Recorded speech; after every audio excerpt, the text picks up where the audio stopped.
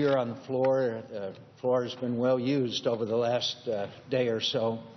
I would like to make sure that my colleagues and especially those who were not here in 2009 understand that there are many of us who are opposed to Obamacare, as it's called, the Affordable Care Act, and the opposition that we mounted in 2009. It's a matter of record that the Senate, to start with, the Senate Finance Committee considered the Affordable Care Act over several weeks and approved the bill in October 13th of 2009.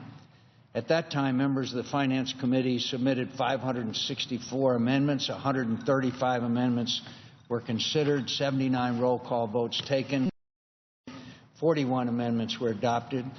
Then the Senate Health, Education, Labor, and Pensions Committee approved the Affordable Care Act by 13-10. After a month-long debate, 500 amendments were considered. More than 160 Republican amendments were accepted. And then it came to the floor of the Senate. And the Affordable Care Act was on the floor for 25 straight days, including weekends, between Thanksgiving and Christmas of 2009. 506 amendments were filed, 228 of which were Republican. 34 roll call votes were held. Most roll call votes resulted in party line votes, including a motion which I had to commit the bill to the Finance Committee for a rewrite. The final passage of the bill, because of our insistence in exercising every reasonable parliamentary procedure we could, took place on Christmas Eve of 2009, much to the discomfort of many of my colleagues. But we fought as hard as we could in a fair and honest manner, and we lost.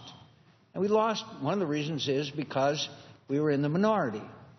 And in democracies, almost always, the majority governs and passes legislation.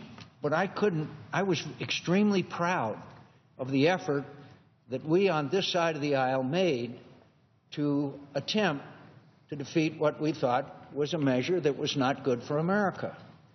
And it was an interesting debate, and I think an educational one. We had a lot of, I see my friend from Illinois here, on several occasions, he and I had basically debates on the floor of the Senate, which of course I won every one. But the fact is that this legislation was hard fought. It was a legislative process. I didn't like the end of it, but I'm proud of the effort that we made, and frankly, the other side of the aisle allowed that debate to take place. And again, we finally finished up on December 24th of 2009 at 7:05 a.m. So to somehow allege that many of us are not or haven't fought hard enough, I think does not comport with the actual action that took place on the floor of the Senate. Now, many of those who are in opposition right now were not here at the time and did not take part in that debate, and I respect that. But I'd like to remind them that the record is very clear of one of the most hard-fought, fair, in my view, debates that has taken place on the floor of the Senate at the time I've been here. And then I'd remind my colleagues that in the 2012 election, Obamacare, as it's called, and I'll be more polite, the ACA, was a subject that was a major issue in the campaign. I campaigned all over America for 2 months, everywhere I could, and in every single campaign rally, I said, and we have to repeal and replace Obamacare. Well, the people spoke. They spoke, much to my dismay, but they spoke. And they reelected the President of the United States. Now, that doesn't mean that we give up our efforts to try to replace and repair Obamacare. But it does mean that elections have consequences. And those elections were clear in a significant majority that the majority of the American people supported the President of the United States and renewed his stewardship of this country.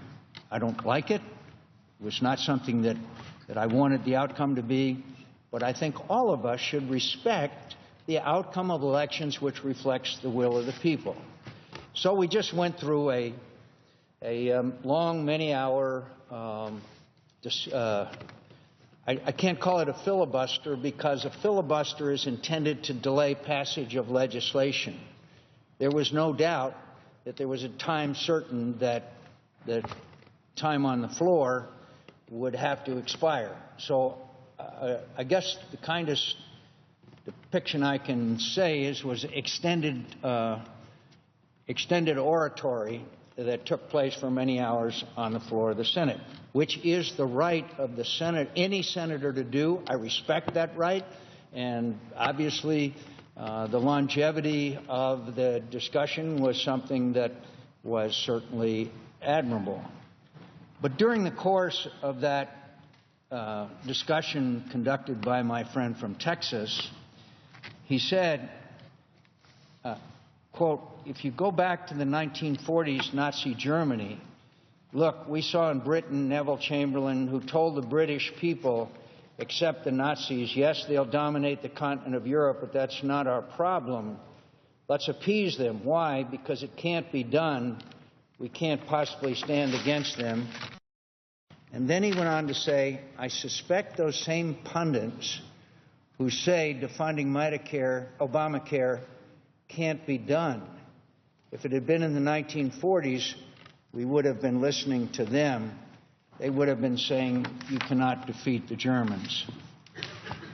I resoundingly reject that allegation.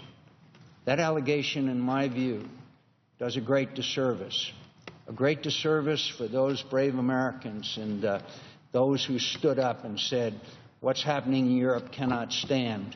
When the ship was turned back and the passengers on that ship were sent directly to the gas chambers, when Czechoslovakia fell and the slaughter continued, there were many who raised their voices.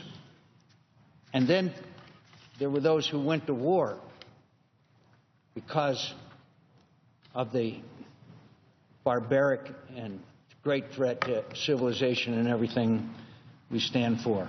Amongst them were my father and grandfather. I do not agree with that comparison. I think it's wrong. And I think it's a disservice to those who stood up and shouted at the top of their lungs that we cannot appease and that we must act. And we did act. And it's a disservice to those who did act. Now, I spoke to Senator Cruz about my dissatisfaction about his use of this language, and he said he only intended it to be applied to pundits and not to members of the Senate. I find that a difference without a distinction. I find that something that I think I had to respond to. I do not begrudge Senator Cruz or any other senator who wants to come and talk as long as they want to or as long as they can, depending on the rules of the Senate. But I do disagree strongly to allege that there are people today who are like those who prior to World War II didn't stand up and oppose the atrocities that were taking place in Europe. Because I have an open and honest disagreement with the process of not agreeing to move forward with legislation which I agree with, which was passed through the House of Representatives, and comparing it to those who were the appeasers